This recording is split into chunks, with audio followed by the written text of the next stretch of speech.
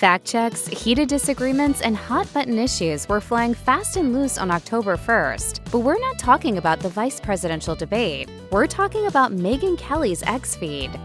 Like many people across the country, Megyn Kelly tuned in to watch the vice presidential debate between Ohio Senator J.D. Vance and Minnesota Governor Tim Walz on October 1st, and she didn't seem to like what she saw. The debate was moderated by Margaret Brennan and Nora O'Donnell and covered a range of important topics during the 90-minute broadcast, touching on issues that included abortion, climate change, and immigration.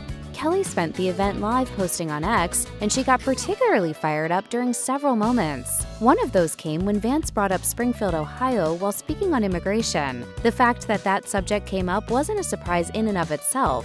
Baseless rumors about Haitian immigrants in Springfield eating pets made for a big moment in the debate between former President Donald Trump and Vice President Kamala Harris as well. But what seemed to surprise Megyn Kelly was when the CBS moderators paused to fact-check Vance's claim that illegal immigration was a problem for the city. Just to clarify for our viewers, Springfield, Ohio does have a large number of Haitian migrants who have legal status. Kelly slapped the caps lock and wrote, "F you, CBS, how dare you?" Less than a minute later, she followed up with, "Tried to fact-check, JD put you in your place. You won't let him fight you, and you won't let them debate."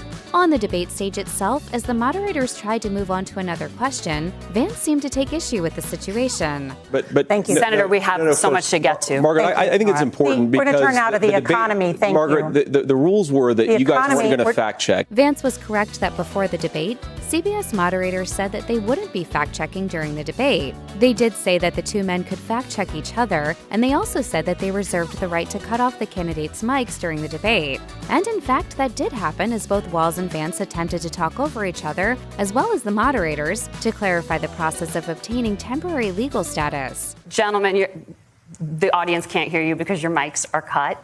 In a podcast streamed after the debate, Kelly again tore into the moderators over that moment, saying that she was, quote, dripping contempt for the moderators out of her pores. He was fact-checked by the non-fact checkers who were fact-checkers. Right. Kelly was once a mainstay in cable news, working for both Fox News and NBC. She was also a debate moderator during the 2016 election and has since continued to be an online-based commentator. So it's no surprise that she kept a watch on the night's proceedings. And of course, this isn't the first time that she has gotten fired up during this presidential election season. Back when Taylor Swift posted her endorsement for Kamala Harris and signed off as childless cat lady, a jab at Vance's derogatory use of the term, Kelly went off on the pop star in multiple podcast episodes and interviews. Screw you, Taylor Swift. Hardly a second goes by that there isn't a disagreement unfolding on X, and Kelly's comments on the debate were met with both approval and some fact-checking of their own. All in all, though, most political commentators found the debate to be balanced and focused, and most surprisingly, polite.